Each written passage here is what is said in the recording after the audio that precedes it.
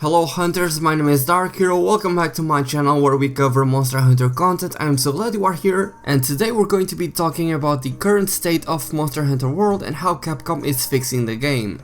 But before we get into that, if you would like to win a copy of Anthem's Legion of Dawn edition, me and my good friend Jacob from the It's Jacob YouTube channel are doing a giveaway for that for any platform of your choosing. So if you would like to take part in the giveaway, then all you need to do is be subscribed to the channel, leave a like on this video and click the first link in the description below. That will take you to a page where you can complete a series of different entries such as subscribing to the channel, and the more entries you complete, the higher your chances of winning the giveaway will be. Best of luck to everyone that is participating in the giveaway, and with that being said, let's talk about today's video. So, Monster Hunter World, it is quite a game, isn't it?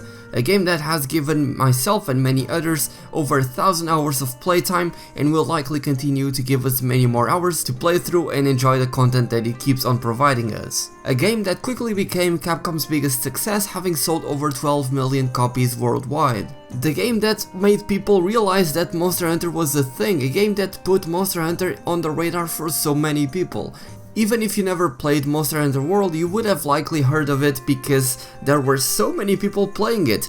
All kinds of people were covering it. You would see content creators that would never touch a Monster Hunter game before, and they were very ecstatic talking about Monster Hunter World. For longtime fans of the series, this was a big come true. I mean, ever since I got my PS4 back in 2014, I have always wanted a Monster Hunter game to play it on. I even made a video several years ago talking about the games that I was the most excited about, or the games that I wanted to see the most coming to PS4, and Monster Hunter World was at the very top.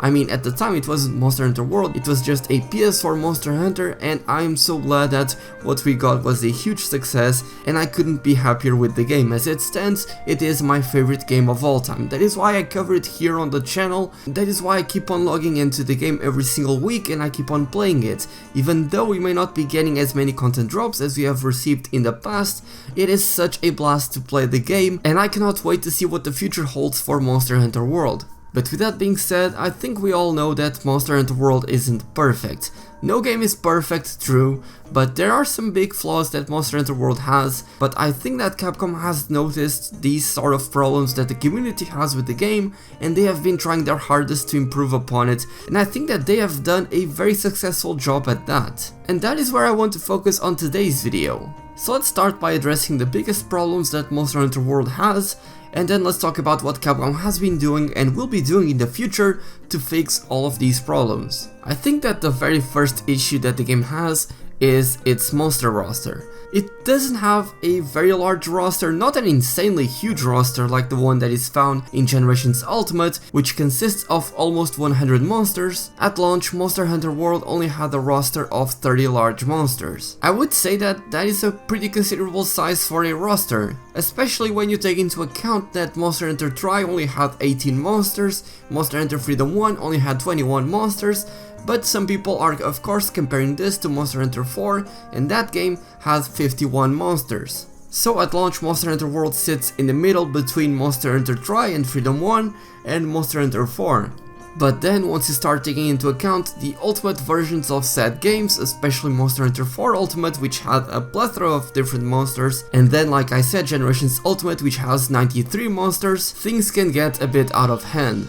But I believe that it is unfair to compare Monster Hunter World's monster roster size to the ultimate versions of those games, because for a fair comparison, we would need to compare the roster that is going to be present in Monster Hunter World once the Iceborne expansion is released. Only then will we be able to compare World to Generations Ultimate and to 4 Ultimate. But even then, I don't think it would be a fair comparison, because for Monster Hunter World they would need to create all of the assets from scratch, and for Generations Ultimate they just had to port the assets over from the previous games, since they didn't change many things from the older games to Generations Ultimate. It was a very simple job that the developers had to do, as compared to what they would need to do if they were to implement all of those monsters on the current console generations and on PC with Monster Hunter World. And since launch we have received quite a few new monsters. Some of them are returning monsters such as Lunastra and Deviljho, but of course we have some brand new monsters that were never present in any Monster Hunter game before.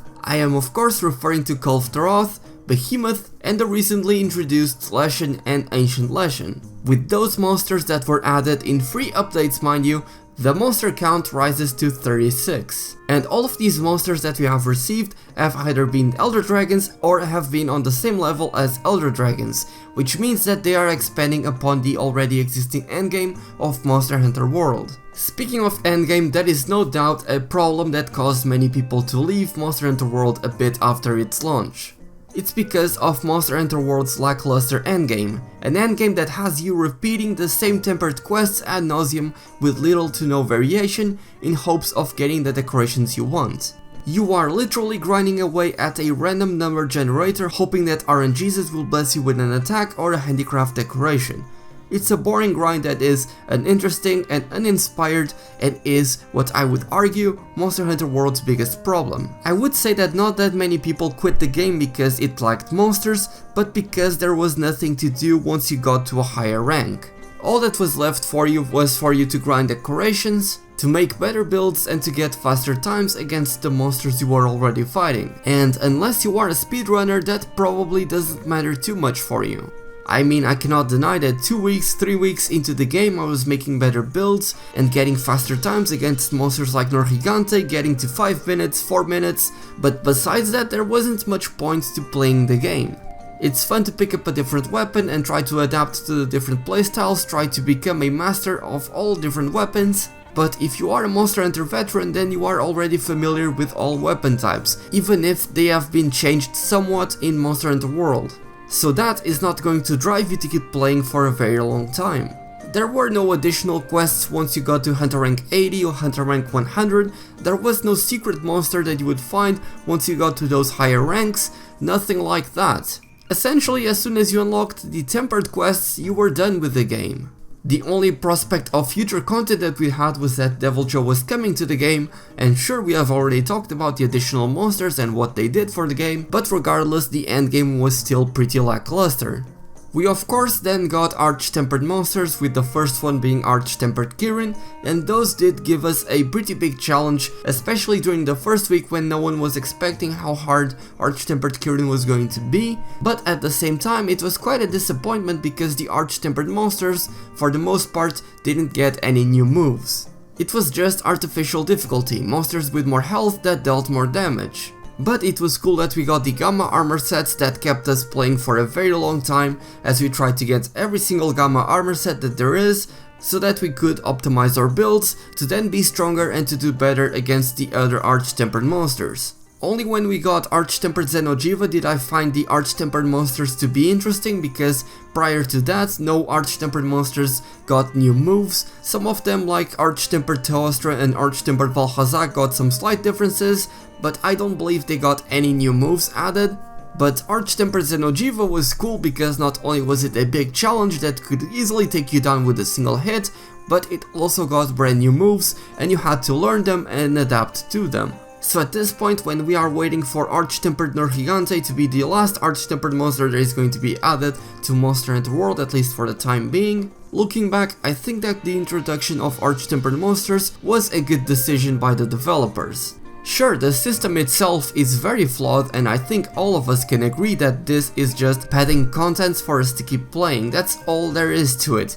But at the same time, I believe that the developers knew that it was going to take a very long while until they could give us the G-Rank expansion, the Iceborne expansion that we are going to be getting later this year. And so they wanted to provide us with more content, and I think that the Arch-Tempered monsters achieved that, especially in conjunction with the introduction of the new monsters. I mean, Kulfthroth alone changed the entire endgame of Monster Hunter World, and we got from farming for decorations to farming for weapons. And again, I do believe that Kulfthroth has a very flawed system in place, but there is no doubt that a lot of players kept playing the game because of Kulfthroth alone. Again, it's an uninspired and frustrating grind, but it's a grind that keeps the players in the game. Would I wish that it was done in a different way, that there would be other options for us to get those Kiar weapons or other Kulfthroth weapons? Yeah, of course I would wish that, but that's what we got, and I think that it still does wonders for the community. And of course, recently we got the event quests My Name is Lavasios and The Greatest Jaguars, two quests that allowed us to get many more decorations, and many of us got the decorations that we wanted and had been looking for a very long time, because Capcom realized that a lot of players were quitting the game and were frustrated because they were unable to get what they wanted from the game, and that no matter how much time they would put into the game, they would never be able to get those things because it was all up to RNG. And it's clear that Capcom realized this because with the Witcher 3 collaboration, we got the side quest where you rescue Puke, and by doing that, you'll get a guaranteed attack decoration, which again is something that a lot of players were looking for. And speaking of collaborations, the developers did a wonderful job with all of the collaborations we got in the game. Some of them were very small, such as the Assassin's Creed collaboration, where you only got a layered set and the mantle that makes you look like Ezio. Sure, that's a thing we got with a single event quest, that's not too big. We got the Mega Man event quest, which gave us a Palico armor set, again that's very small, but then you have the massive collaborations that we got with Final Fantasy XIV, where we got Behemoth and the Dragoon armor set, which is still the best armor set to use in the game. And of course the recently introduced Witcher 3 collaboration, which gave us the Leshen and the Ancient Leshen, and those quests were very well crafted with the RPG elements tied to the first quest, where you got to interact with the NPCs and you got to learn more about the NPCs in a way that was never done before in the game itself, and it just adds some personality that is needed to the game. For example, another big complaint and problem that people have in regards to Monster Hunter World is the lack of personality, is the lackluster weapon designs, and how the developers seem to have intentionally moved away from the silly and crazy designs and things that were present in the older titles. But with these collaborations, it seems that the developers are getting back on track.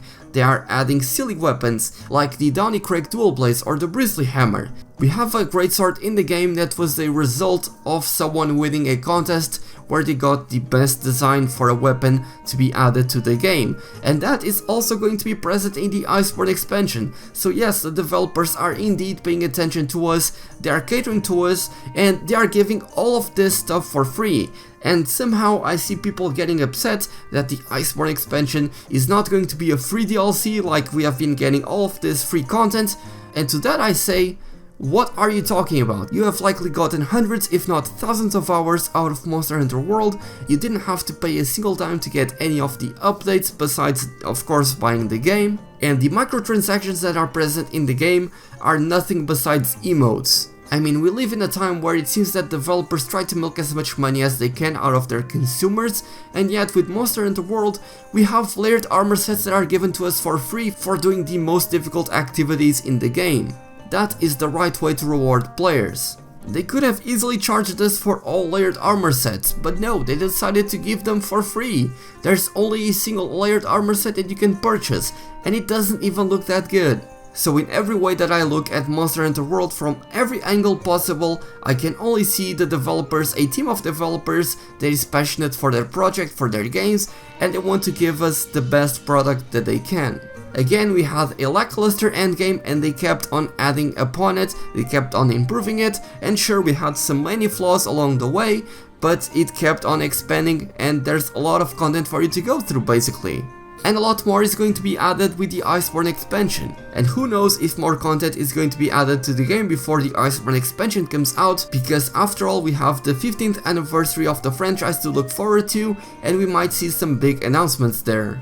And now that we have received not one but two monsters that were added with the Witcher collaboration, and they were added to the game without prior trailers or any marketing whatsoever, you never know what's going to happen with Capcom, and at this current point in time, I am ecstatic with the state of the game, and I am very much looking forward to see what content we're going to get in the future. But do let me know what you think about this discussion in the comment section down below. What do you think about the current state of the game? Are you happy with the amount of content that we have? Are you not happy with the current endgame that we have in the game, with Kulftaroth or the Arch-Tempered Monsters? Let me know all of that in the comment section down below. I'm very interested in reading what you guys have to say about this. And of course, don't forget about the giveaway for the Anthem Legion of Dawn edition, link to it is down below in the description. And if you have enjoyed this video, then please leave it a like, it takes less than a second and it greatly helps me out. Subscribe if you're new to the channel and turn on shell notifications if you don't want to miss an ounce of Monster Hunter goodness. And as always, a huge thank you goes out to my patrons for choosing to support me and helping me keep this channel alive. You guys are my heroes, especially Jeff Baxter for going Plus Ultra. If you would like to support me, then the link to my Patreon is down below in the description. But with that being said, thank you all so much for watching. My name is DarkHero, and happy hunting.